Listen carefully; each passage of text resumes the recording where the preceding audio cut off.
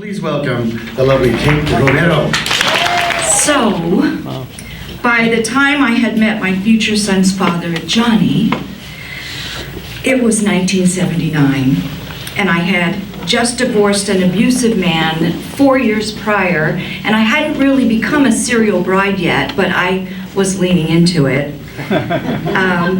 We met at the very high-end Le Pavillon restaurant, it's a French restaurant, at the world-famous Town and Country Hotel in San Diego. And I was the lead cocktail waitress, and Johnny was the maitre d'. Johnny was also the creator of the restaurant. He created the wine list, he chose the Louis XIV decor, he hired the chef, he planned the menu. And this Johnny came to replace Henry, the former maitre d', who had died suddenly, and I was still grieving this loss. I'd heard many sinister stories about this Johnny person from my coworkers. I was told that he once fired the entire staff on a busy Saturday night because a busboy dropped a tray.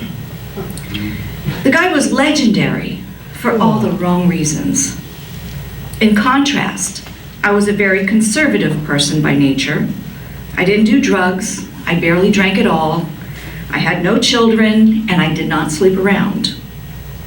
I just felt in my gut that this Johnny guy was bad news. He wore crushed velvet tuxedos that were ice blue. He always arrived and departed wearing a full-length dark brown mink coat. And he drove a classic 1948 convertible MG while drinking a glass of Cristal champagne with his long scarf billowing in the wind behind him as he drove away. For 6 months, he courted me wildly. And I'll admit, I was weakening. Flash forward to a 3-margarita lunch and a life-altering kiss that followed, and we were married in 1981. I let Johnny talk me into many things that I'd never ever done before, partially because he was 13 years older than I was, and I trusted him. And I think unconsciously, because my own father had died when I was 3 years old, that I was looking for a father, and that's why I married this older man. Well, I let him talk me into using cocaine by telling me that it was like vitamins because it comes from coca leaves that grow in a bush and it's natural. I took these vitamins with Johnny for 3 years. And during which time I let him talk me into getting breast implants. After which I let him talk me into swinging with other couples. When using cocaine, Johnny taught me that experimenting with sex and pornography was the best part of the high. Johnny had begun masturbating in public restrooms to a picture he carried in his wallet of a hermaphrodite. That's a man with female natural breasts and an erect penis wearing a garter and fishnets. Yeah. And I began to feel empty inside, and I started to object to this lifestyle. And that's when he took the cocaine away from me. Defiantly, I put myself into rehab, and I dared Johnny to have one crumb of cocaine left in the house when I got out, or I would divorce him. He didn't want to get rid of those boobs.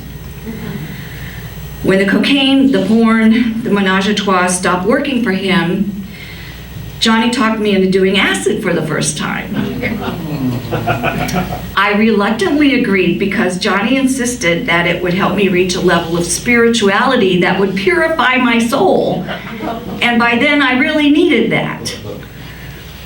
He showed me how to put the tiny little tab of acid onto my tongue, and it was so small I thought, what's the big deal? This is nothing. Johnny took 3 of them. We laid on the bed waiting, and I was staring at the ceiling when suddenly something opened up in the heavens and reached down and tried to take my soul out of my body.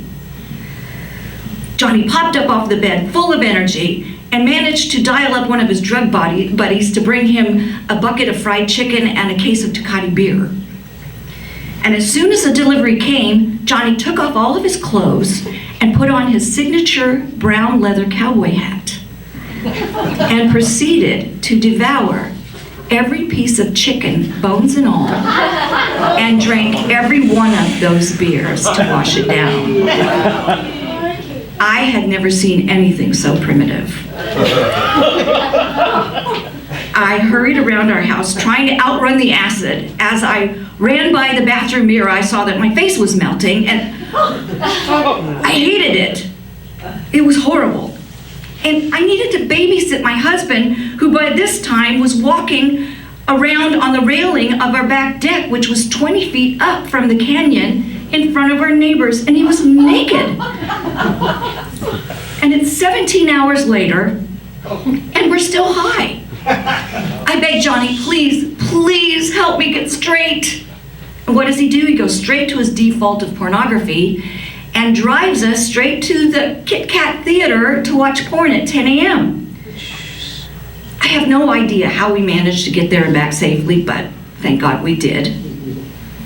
And I had come to loathe all things pornographic. And it was horrifying to sit through this with my pupils so wide open. And all I could think about was, when does this shit wear off? And something needed to change in my life. And I soon became pregnant. And I stopped all drugs, drinking, and risky behaviors. Finally, I enjoyed some justifiable sanity. Becoming a parent was the best thing that could have ever happened to me. Johnny, not so much. While he made an effort, it seemed to cramp his lifestyle. And a few years later, the universe intervened.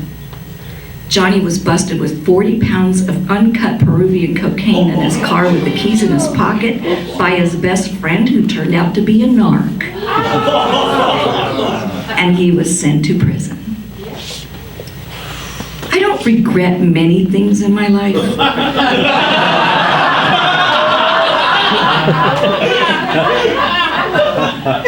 And I do regret the cocaine, the swinging that ruined my marriage vows, taking acid with Johnny, the breast implants. The jury's still out. The most amazing first that I had, however, was giving birth to our beautiful son, Kaylin. It's clear that for whatever reason, that little spirit wanted to come to earth with us as his parents, and no one else would do. Before he went off to prison, Johnny told me that he was taking our son on his drug runs. Yeah. And that he was addicted to criminal life. He also confessed that he could not put his family before that life, and I ultimately chose the well-being of my son over the carelessness of my husband. So I divorced him. Made from both of us, today our son Kaylin is a thriving 34-year-old entrepreneur with a wicked sense of humor and a powerful moral compass. I've had years of therapy, have become my own beloved, and I am finally married to a keeper. And that shit with Johnny finally did wear off. Honey, where are you? This is my husband, 10 years. John.